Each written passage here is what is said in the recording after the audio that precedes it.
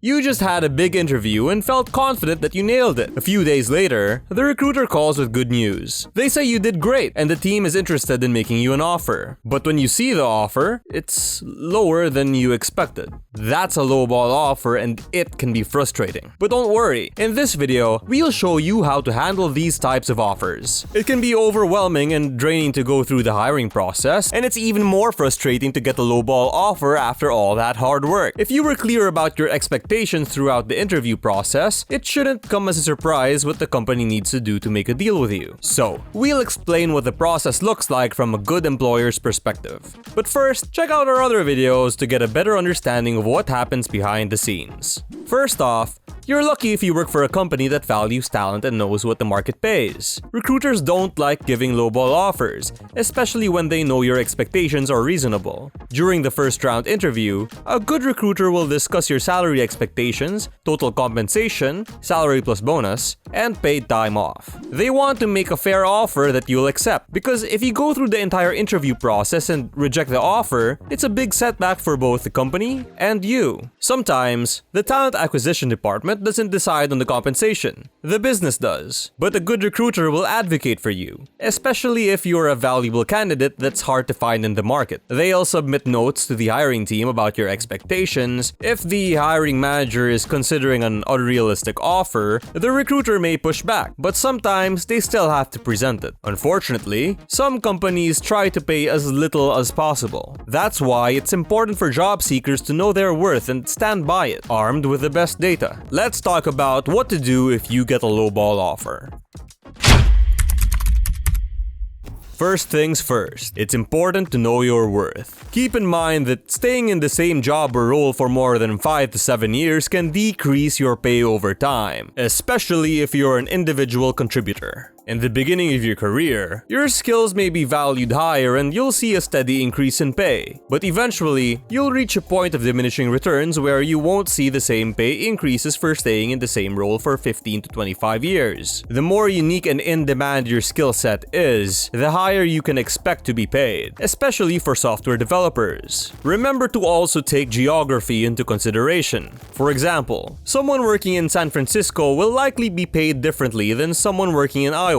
This becomes even more interesting with companies moving to a remote-first workforce, as they are still figuring out how to compensate based on geography, or if it should be tied to your location at all. To figure out your worth on the open market, look at what other employers are paying for similar positions in similar geographic regions. Check job postings to see if they publish the compensation information. You can also start checking websites like Glassdoor and Comparably. Keep in mind that self-reported data from smaller companies on Glassdoor may not always be accurate, so take it with a grain of salt. You can also ask friends in the same industry for their insight. It's important to be honest with yourself about your skill set. For example, if you're a software developer, ask yourself if your coding is truly up to par. You can easily self-assess by doing expert-level coding challenges on websites like HackerRank. If you're a market leader in your skills and in a high-demand career path, you can expect to be compensated more. When you're looking for a job, make sure to clearly state your value to the company. Explain why you're the best fit and why your salary expectations are fair. A good company will understand this. When thinking about the job offer,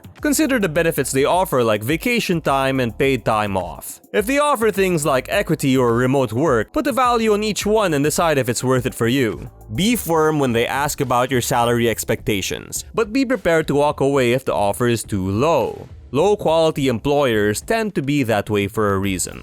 As much as possible, don't take any job just because you need one, because then you'll keep updating your resume and applying for more jobs. This will weaken your resume and take you off course. It might also show the company's culture and what you can expect in the future. Like at raise time when you're up for a promotion. Make sure to know your worth and stand firm. So, here's a rundown on what to do when you get a lowball offer. First, you need to know your worth.